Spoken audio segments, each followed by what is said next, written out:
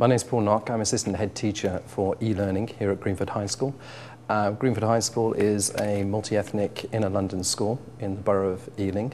We have a specialism of language college and business and enterprise. We've been using technology for quite some time. There's often been a team of people at Greenford, even from when I started, that were interested in technology and trying to move that forward, that it becomes a tool, an everyday tool to enhance achievement, to motivate, to engage, to challenge, to provide innovation. I mean, we mustn't forget we're working in a world where in the future we don't know what skills our students and our children are going to need, and we have to try and empower them through technology, because it's obviously going to be technology based. If you just look in the last 10 years how technology has bounced forward, providing those skills for an environment where we have no idea what people are going to be doing. I use technology in my classroom in various ways. Obviously, we've got the obvious ones where you use the computers.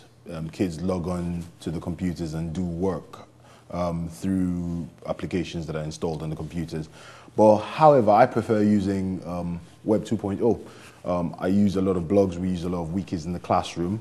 So I might give them homework and ask them to answer my questions in the blog. And in the classroom, they would comment on each other's blogs. And one of the ways I actually mark their work is actually putting comments on their blogs. So there's almost no paperwork in my classrooms anymore. I mean, I see my students in a totally different light these days. I didn't realize they could write so well, or I didn't realize they could write so badly.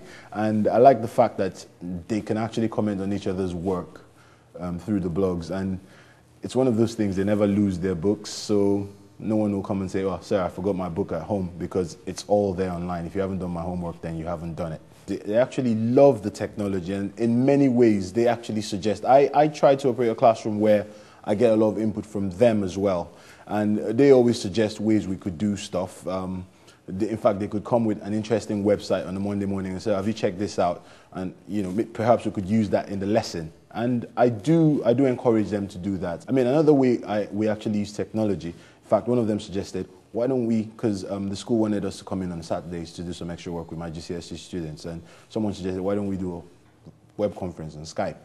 And we have used Skype a few times on Saturdays, and it's worked very well.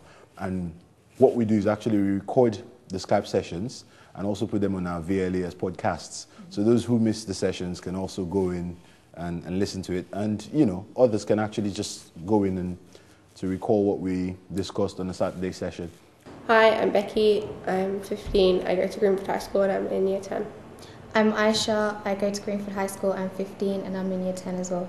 I'm Paris. I'm 14. I'm also in Year 10 and I go to Greenford High School. In my school, we use technology in pretty much all of our lessons. Like, if we've got coursework or if we've got work we need to catch up on, it's usually on the school website or we get emailed to us. And so if we miss anything and we've got exams coming up, we can catch up on it. And it's really helpful in that respect.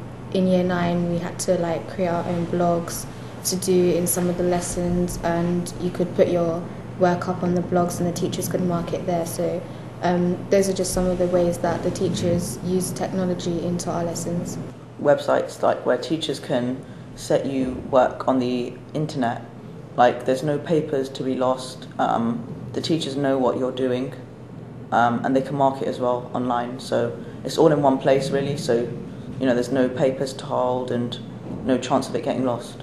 With technology now, quite a lot of the time it's just so simple to use.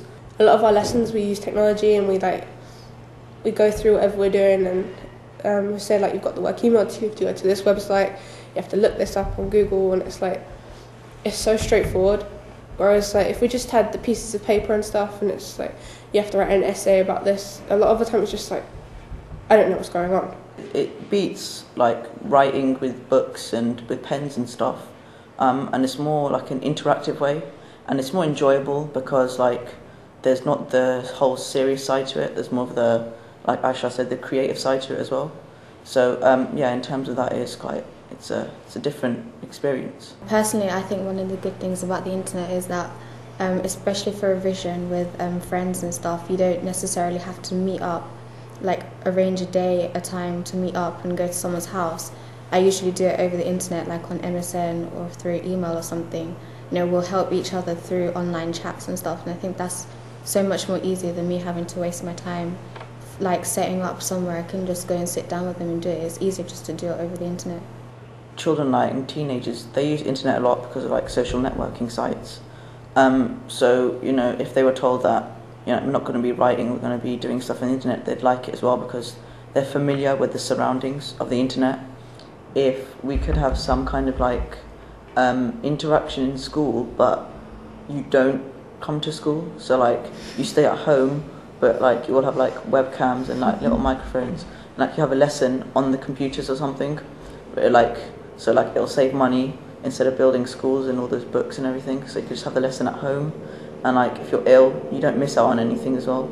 I think that would be a really good idea if that could happen. My vision of the classroom of the future is one without walls. I see a classroom where there are no desktop computers anymore, because the truth is we've got powerful mobile devices, powerful netbooks these days, and where on the playground I could tell the kids to go to a particular web page or download an application or open a file on the go.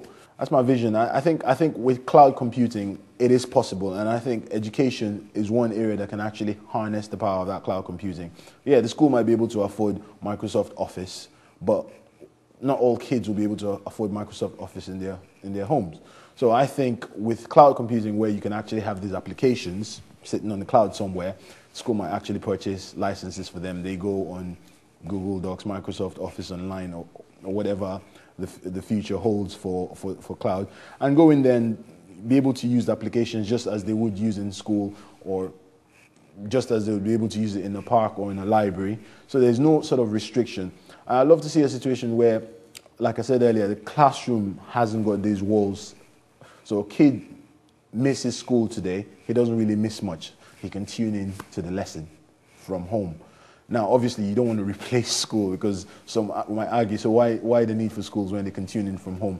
No, you don't want to replace it, but if in extreme circumstances a kid can't attend school, he might be ill, or from his hospital bed, he can tune in to the lesson.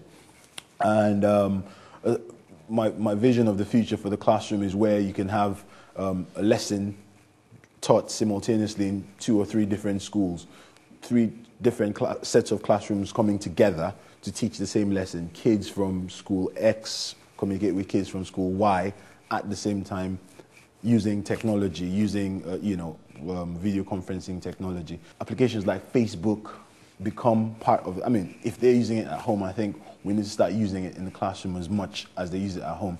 Who knows, we might be able to tackle bullying issues and all that if we start using these technologies positively. I see it happening. I mean, at Greenford High School, we have started scratching the surface. We use our VLE a lot. We use Skype a lot at the weekends. We use blogs a lot, and this is not just in ICT lessons. We use blogs in music lessons. We use wikis in music.